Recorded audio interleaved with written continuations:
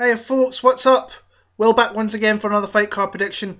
We're going to be breaking down UFC Fight Night 108 from Nashville, Tennessee, as Cub Swanson takes on Artem Lobov in the main event, which is... I can't believe that Artem Lobov is main eventing a UFC card in 2017.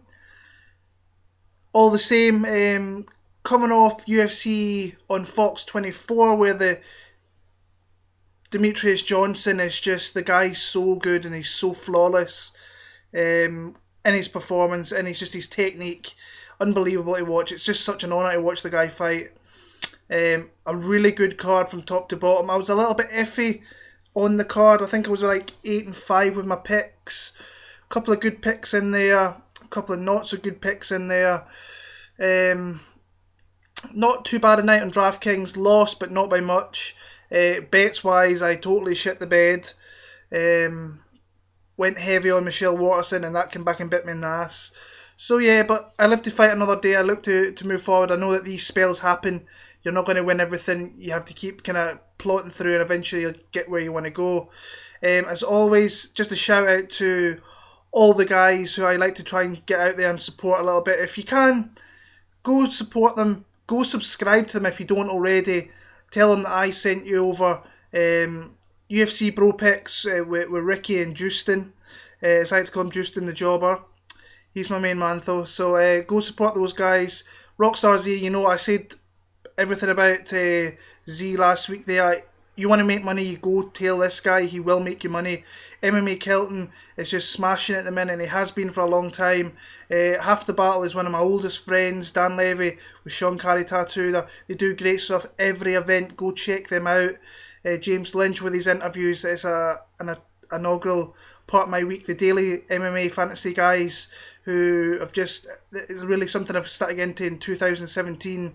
Well, towards the end of 2016 into 2017, and these guys have like broadened my daily fantasy knowledge so much. Talking about that, biggest shout out of the whole entire podcast goes to Brett Apley. The guy is one of the most hardest working guys in the DFS side of MMA, and the guy cashed big at the weekend there, and I couldn't be more happier for Brett. He's just one of the nicest guys out there. He's been very, very good and very nice towards me, so I appreciate that a lot, Brett, and congratulations on the win. Couldn't really happen to a nicer guy, so enjoy the winnings, and hopefully you do the same this weekend coming up in Nashville. Come follow me on Twitter, WillMartin7MMA. You can track my bets at Bet MMA Tips. Maybe not the now, but I'm going to keep going. I'm going to get where I want to get. Cap or Take, you can find me on there. And just a shout out to all my subscribers who gave me a huge video count for my last video there. I got a lot of new subscribers, a lot of new people that I recognise in the comments below, maybe criticising or maybe looking at my pick of Robert Whittaker, and then that came through. That was the one that I just had a really good reading that one. A lot of us did. Hard to pick against Jacare, but we did. But I want to thank you all for just leaving your predictions, leaving your thoughts on what you think. I don't mind if you think I'm wrong. That's how I see things. Sometimes I'm right, majority of the times I'm wrong. But I appreciate you guys coming in there and giving your thoughts. The kind words as always. I really appreciate it. And a lot of you have been around. There's a lot of new people, but there's been a lot of people from the early days from nearly 4 years ago. But we're going to get into this card. It's a card of kind of two halves for me. The first half of the fight card really is not good. Don't see very much I like. But once we kind of hit the main card, I like some of the fights that are on there. But overall, not the best of cards, if I'm being honest with you. And then we've got a 3-week break, which sucks big ass as we move on to UFC 211. But that is an absolutely unbelievable card. If we can stay with no fights coming off that card for the next 3 weeks, I'll be more than happy with that. And it's around my birthday as well, which kicks ass as well. So we're going to get into this one. I'm going to try and not take too much time because, say, the first half of these fights aren't great. I have did tape on them.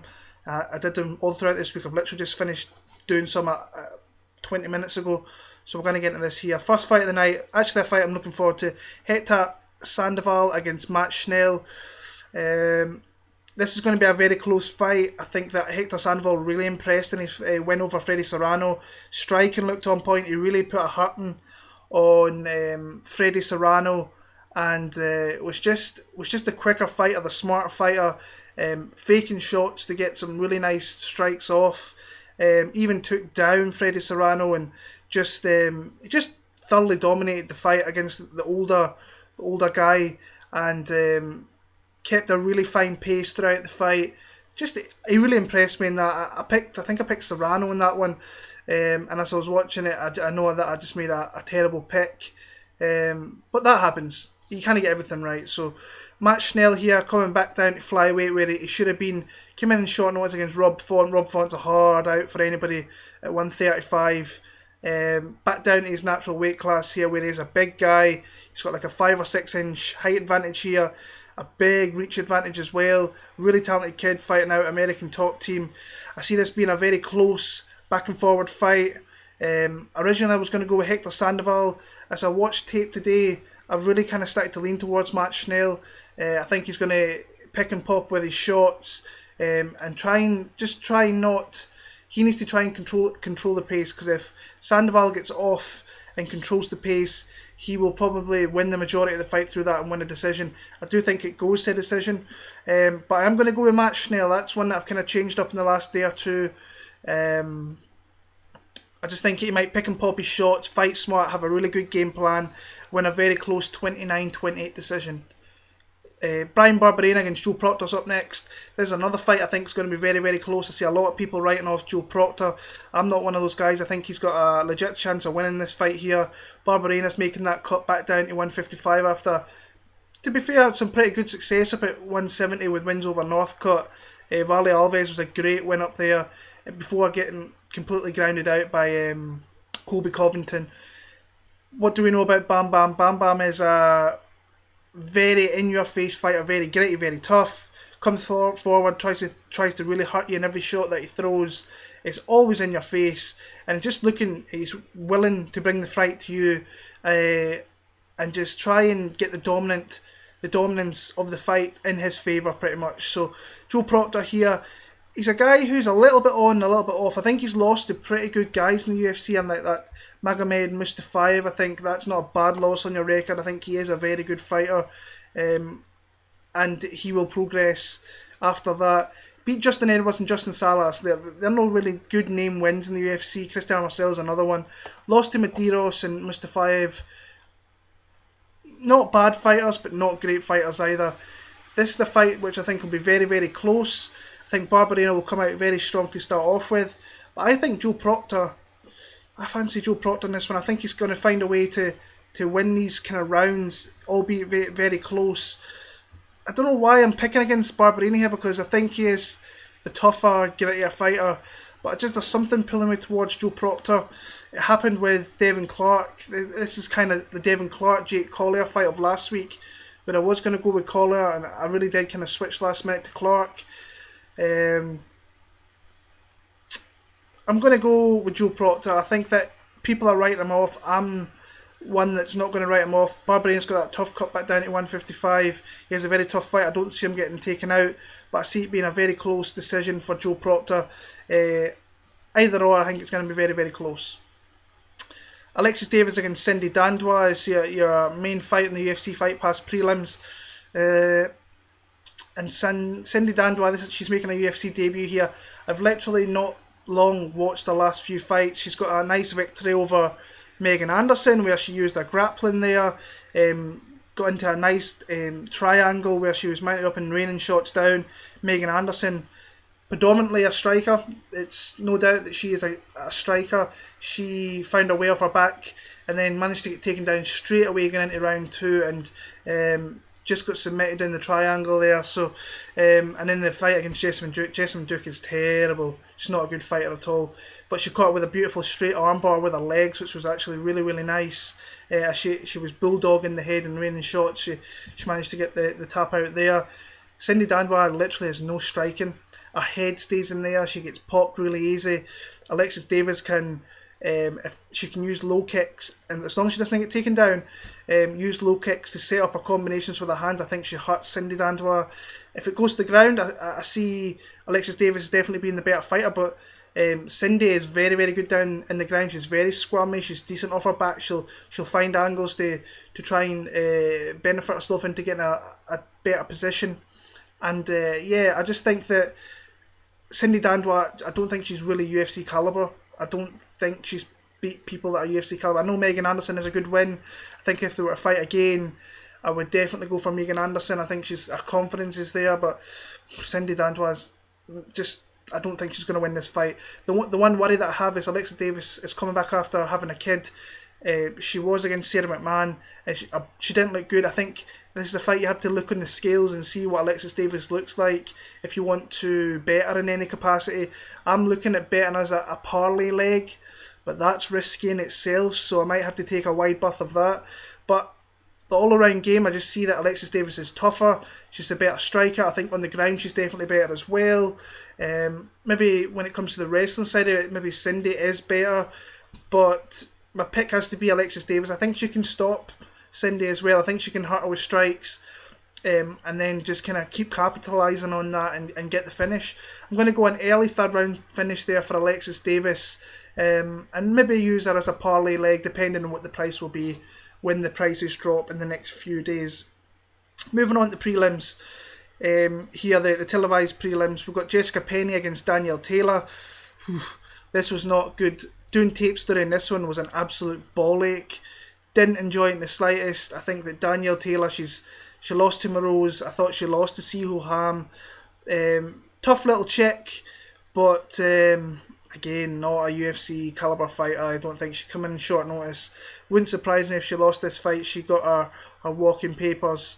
Very small, not particularly good in any aspect. She's fast, which always helps, but I think she's probably got the advantage here against Jessica Penne, because Jessica Penne, I think she's got one foot out the door already. She's had two really life-changing losses, and it is to the two women who are literally fighting for the belt next.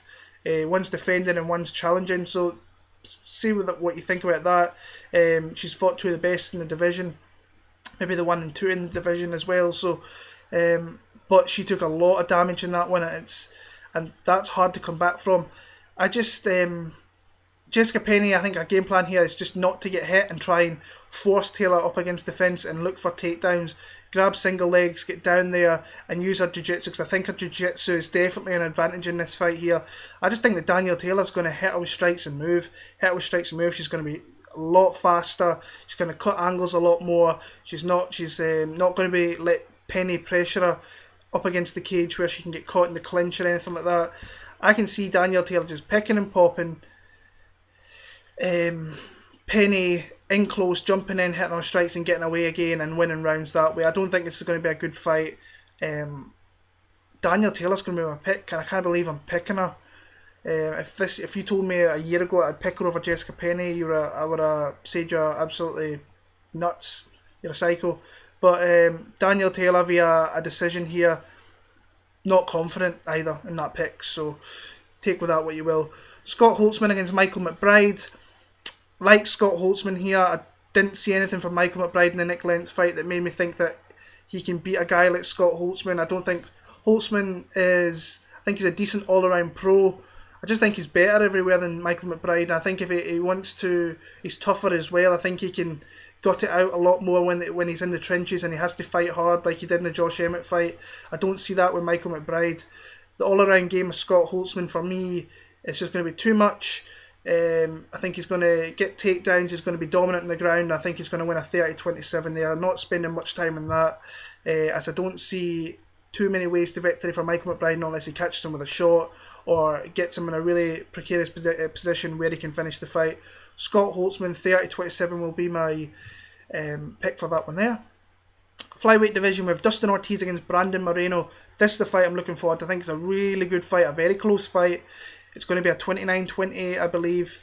And it's a fight that, when I first heard it, I was like, Brandon Moreno, I think he's a fighter who's coming through. He is very young in the sport, still very inexperienced, but he's very green. But I do like some of the things I am seeing out of him. He's moved to a great camp there in Colorado with Bang Ludwig, and got really good training partners in that division, the division above, so he's fighting with really legit guys. Dustin Ortiz, on the other hand, he's a guy that I just can't get a good read on sometimes.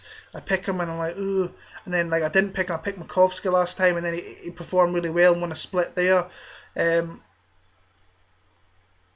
Moreno had his, in that fight with Ryan Benoit, he won a split himself, and he was in some pretty bad positions to get hit with some shots. I don't think Ortiz will hit him with those kind of shots that Benoit will, but I think the grappling of Dustin Ortiz could really... Now you have to be careful because Louis Smolka got caught in this. He went to the ground with this kid and he put him in a beautiful submission and made him tap out. But I think Dustin Ortiz is very, very savvy. I think he'll find a way to use the aggressiveness of Brandon Moreno to get takedowns, and for majority of the round I think he will keep him there, especially if he gets him against the cage. I can see Moreno getting back to his feet as well, but I can see Dustin Ortiz doing enough to win rounds. On the feet, I think that Moreno is the quicker fighter. Grappling, I am giving it to Dustin Ortiz. I think that's the way he wins this fight, is using his combinations, whatever combinations he has, to get in close, get in the clinch, put him against the cage, look for trips, outside trips, look for single legs, snapping him down to the ground and just trying to be dominant and win rounds through that. I can see him win at least 2 rounds doing that. Not confident in my pick, but it's going to be Dustin Ortiz via a very close 29-28 decision. Another one of these ones I'm not overly confident with. This bottom half of the card I'm not confident. If I go over 50, if I pick more wins than losses in that, I'll be very, very happy, but not confident, I must admit, guys. Thales Leites against Sam Alvey is your premier fight here on Fox Sports 2 prelims, and liking Sam Alvey in this one. Originally it was a Thales Leites I watched him first with my tape, but I think he's back to the Thales Leites he was years ago, where I think he's just kind of rests on his laurels. I don't see any progression with him anymore, but he is losing to good guys. I mean, he lost to Krzysztof Jotko. I've been completely off Krzysztof Jotko, but there's guys that I know out there, some good friends of mine who've been on Krzysztof Jotko from the get-go, and won a lot of money off Krzysztof Jotko. I'm not one of those guys, and Jotko, I didn't see Jotko dominate him as much as he did in Brazil, and he absolutely wiped the floor with him. He's lost 3 of his last 4. I mean, he has lost to Bisman, Musasi and Jotko, all in the top 10 of that division. So take of that what you will. His only win in that is over Chris Camozzi. But Sam Alvey's tough. Sam Alvey is very durable. He's very tough. He's very game. He's hard to take down. The fucker hits hard. And he's just always in your face. He's never out the fight. He's always going to come forward. He's always going to be swinging.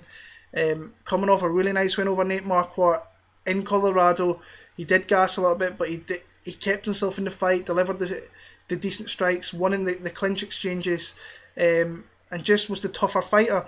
And I think that this is a similar way for him to win the fight here. If he doesn't get taken down, and he's got really good takedown defense working with Dan Henderson's Team Quest in the past, I see him winning this fight. I really do. I think that he can stop the takedowns, and on the feet I think it's fairly close, but I think that Sam Alvey's power keeps longer into the fight, and he might be able to catch Thales Leites with something.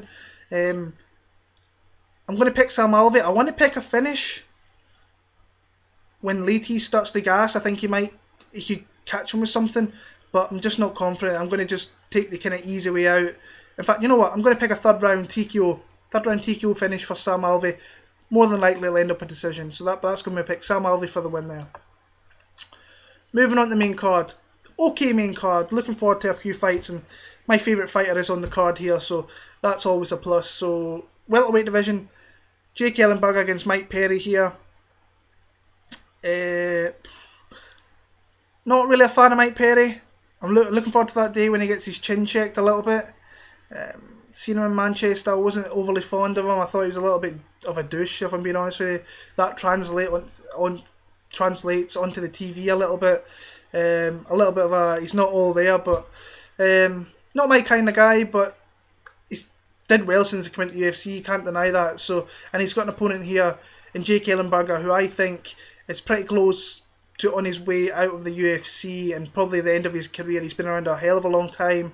He's very shot-born now. He's taken a lot of shots, taken a lot of damage. Back in the day, this guy was a beast. He was beating a lot of good guys, but he is definitely decreasing his. He's depleting a lot. That's what's happening to him. He's just not the fighter he once was.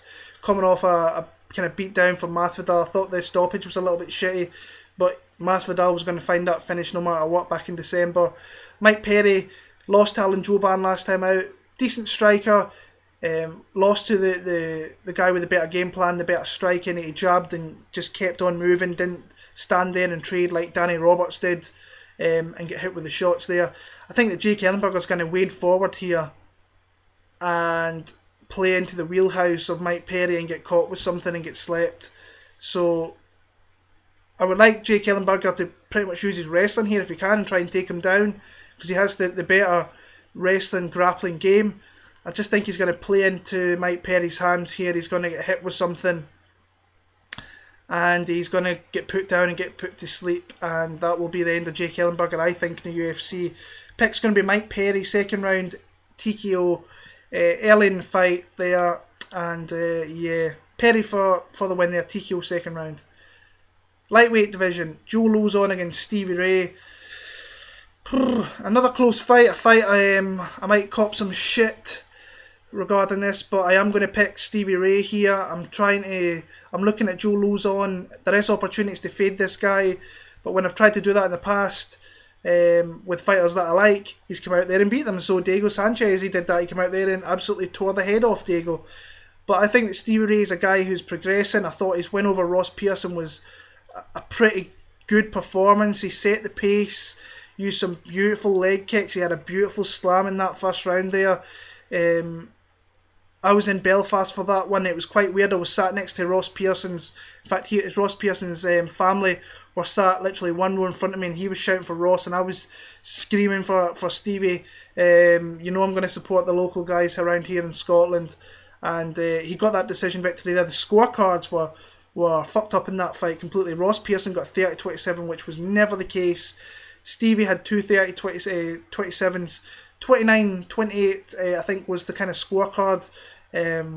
But Stevie impressed me. I watched that fight earlier on today, and he just used beautiful kicks, kept Ross Pearson at bay. Didn't really go into a firefight with Ross Pearson and like get caught. Thought that was very good. He kind of showed patience with his striking and just picked his shots. And he has big power. The only thing that I don't like here is Joe Lauzon is, we've maybe seen a way to beat Stevie Ray, and that is blanket him, like Alan Patrick did, and that was fucking terrible. I thought Alan Patrick's game plan was shocking for that one, but he does that all the time, and I should expect that. Joe Lauzon, sometimes he looks really, really good, like he did against Diego. Sometimes I didn't think he looked great against Marcin Held. I thought he actually lost that fight as well. Came out very strong. Marcin took over and kind of started to dominate him everywhere. So I think Stevie Ray, I think he needs a similar type performance like he did in the Ross Pearson fight, where he was the one dictating the pace, getting his strikes off and not getting caught up in that firefight and in those positions where he can be on the bad side of what's going down. So my pick's going to be Stevie Ray. I think if he can get off to a really quick start, get that first round, I think Joe Lauzon's back is going to be up against the wall. He's going to be shooting in for takedowns into clinches to try and get Stevie Ray down and try and use that down the ground. I think Stevie can ride on the ground with him a little bit, but not stay there too long, get back to his feet. I think that Stevie Ray, if he has a good game plan in here, will win this fight. I'm fairly confident there, and say I am going to take shit for this because I know he's Scottish, but that's my pick and that's the way I see the fights going. I had this with Robert Whittaker, took a lot of shit for that, but he came through. Hopefully it's the same for Stevie Ray here. But I could see Joe Lauzon is a top fighter. He's a tough fighter as well, but I think he's on the downside of his career. Stevie is moving up slowly but surely, and I think he can get a decision victory here. So Stevie Ray via decision is going to be the pick there. John Dodson against Eddie Wineland. This could be a fun one. always love watching John Dodson fight. Just watched this fight earlier on today with John Lineker. Got some beautiful shots off in that one, but Lineker's a beast. He's so hard to take out. He's always there. He's flinging shots. He's just a tough guy. That was a hard reintroduction to 135 coming up against that guy. Eddie Wineland's coming off a knockout over Takeya Misagaki. Watched that fight today as well, and just he was walking around after he won that fight one shot. I think Takeya Misagaki's chin was long gone before he fought Eddie Wineland. I think that Dominic Cruz started it. I think that Cody Garbrandt finished it, and I think that Wineland just pretty much sent him out of the UFC. His shots weren't even that hard. He really clipped him behind the ear. There was nothing much behind it. And Wineland was getting hit with a few shots there from Misagaki, which really, I think if he comes in trying to throw those funky, he was like walking about like that with his arms in there. If he throws them angles and he tries to fight like that, John Dodson is too quick, his hand speed's too fast. He's going to catch Eddie Wineland with something, and that's where I think this fight can go there. I think to start off with, it might be a little bit back and forward. Dodson will try and get into range and into the range of Eddie Wineland and use kicks and nice combinations. But eventually I think he's going to find the chin Eddie Wineland. Maybe into that late second round, I think that Dodson is going to work out what Eddie Wineland's doing with throwing those angles off, and he's going to catch him with a shot.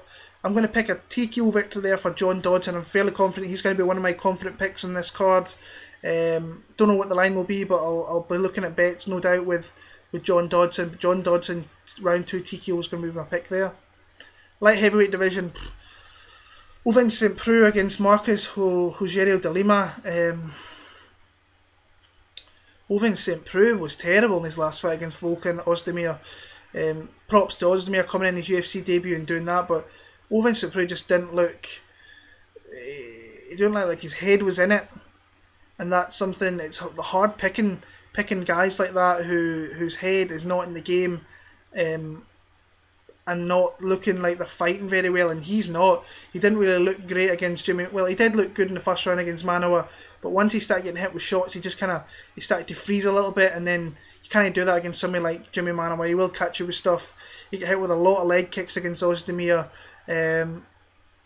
but he's got an opponent here, and Marcus Rogerio de Lima here, who's coming off a win over Jeremy Kimball. He lost, I think he missed weight in that one, and came in there and got a second round TKO there, which is something that you should expect. Kimball's not very, very good, not a good fighter at all, and nothing really much to take from that. He lost to Antigulov very, very quickly in Brazil. He's coming in here fairly short notice, back in here quick again.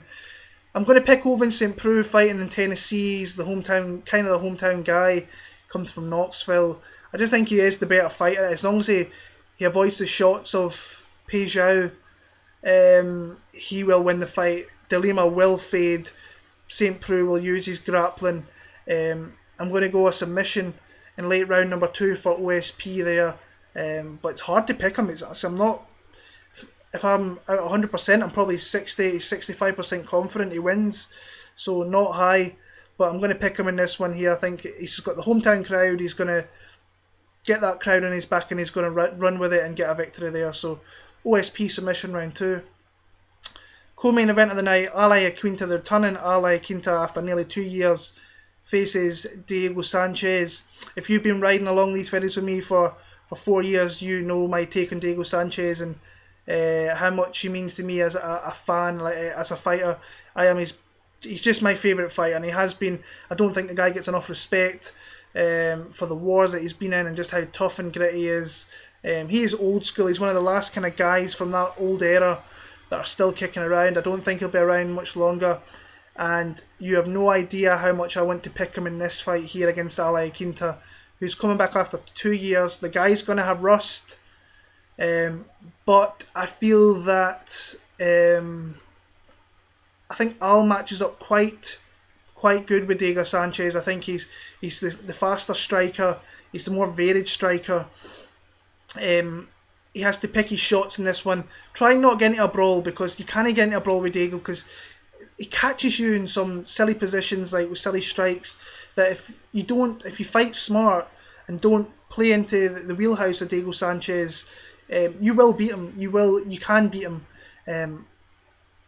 I think that the ring rust. I think coming back against someone like Diego Sanchez, it's a tough fight, especially if you've been away for 2 years. I still think Iaquinta will be in shape. Diego's coming off actually a pretty good win over Marcin Held, and I really like Diego in that one. He was like a plus 250 dog. I bet him in that one. I won a big bet on that. But I think that Iaquinta has all the tools here to win the fight. You can never count Diego Sanchez out. You have no idea how much I want to pick Diego Sanchez right now. Like, I really want to pick Diego because I think he can give a lot of people a lot of trouble in certain situations. I think if he can get the crowd on his back and he starts winging shots, it seems to affect the judges and they give him rounds that he shouldn't really win, but it happens. So if this goes to decision and it's close, Diego Sanchez could definitely get the win here. But I just think that going with this up here, I think Iaquinta's going to fight smart. He's going to pick shots, not get into brawls, and just pick his way to a win there. And as the fight goes on, he might be the little bit fresher fighter. Could be wrong because he's been out for 2 years. We don't know what he's looking like. I probably will end up betting Diego Sanchez. He's going to hit, I think, close to plus 400. And that's worth a half unit bet in my opinion. I really hope Diego Sanchez wants to win, and I really wanted to pick him in this one. Can't do it. I have to go with the smart pick there, and the smart pick is Iaquinta via a decision. And the main event of the night, Cub Swanson against Artem Lobov. When I first heard this fight, I thought Cub Swanson is being stupid, like really stupid. He's been talked into this fight. Artem's been calling him out on Twitter and social media, and he's fell into the trap of fighting a guy who has no right being in there with Cub Swanson, not in the slightest. I've watched Artem fight in the local scene over here on TV for a long time. I watched him in Belfast. I've seen him at a couple of Cage Warriors, in fact, as well. And he has no right being in this one here. Having Conor McGregor as a friend definitely has his perks, and being in a UFC main event by being his friend is one of them. That's one of the reasons he's in here. Cub Swanson could be walking into a shitstorm here because he really has fuck all to gain by coming into this fight here against Lobov, who is a heavy hitter. And if he starts getting into a brawl like he did with Do Ho Choi, he could get knocked out. I really do think he could get knocked out by Artem Lobov because Lobov has heavy, heavy power when he puts it together, and he has big strikes, he has big leg kicks as well. But you're not going to see me pick Artem Lobov in this one. I think Cub Swanson is going to fight smart. I hope he fights smart. Don't come out any of this shit like he did against like Choi and just... I know that was a great fight, but pick his shots. Don't come out... This is the fight. If he stays smart, he smokes Artem Lobov 100 out of 100 times, in my opinion. He comes out fighting stupid. There's a load of times there where he gets caught with a shot and he gets put to sleep. I firmly believe that. Lobov's a hard guy to put away. But I'm going to pick Cub Swanson here. I think he's going to use his wrestling. I think once he gets Artem to the ground, like Alex White showed, Artem is kind of like a fish out of water. He's got enough defense down there to stay in the fight, but he's not. That's not where he wants to be. Put it that way. I think Cub Swanson's going to, early couple of rounds, he's going to take him down. He's going to probably frustrate Artem a little bit. And then eventually I think he's going to find a submission somewhere in there. So my pick's going to be, I'm going to go a 4th round submission.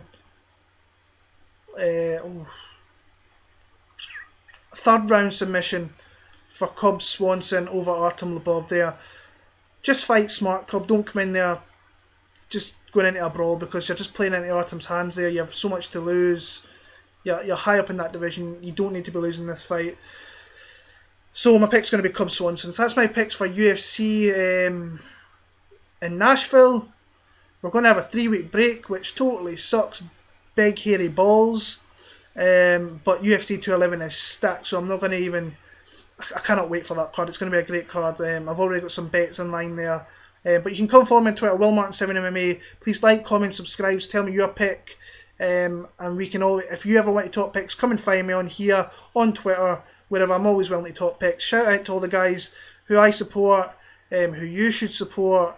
go do that. You'll see them in the box there. Go subscribe and go tell them that Will sent you to go watch them. Appreciate you guys as always for watching, liking, disliking, whatever you want to do. As long as you're interacting with me and with other fans of the sport, that's all I'm really here for. See you all very, very soon. It'll be 2 weeks before that video for 211 comes out. Take care, and I will see you all very, very soon.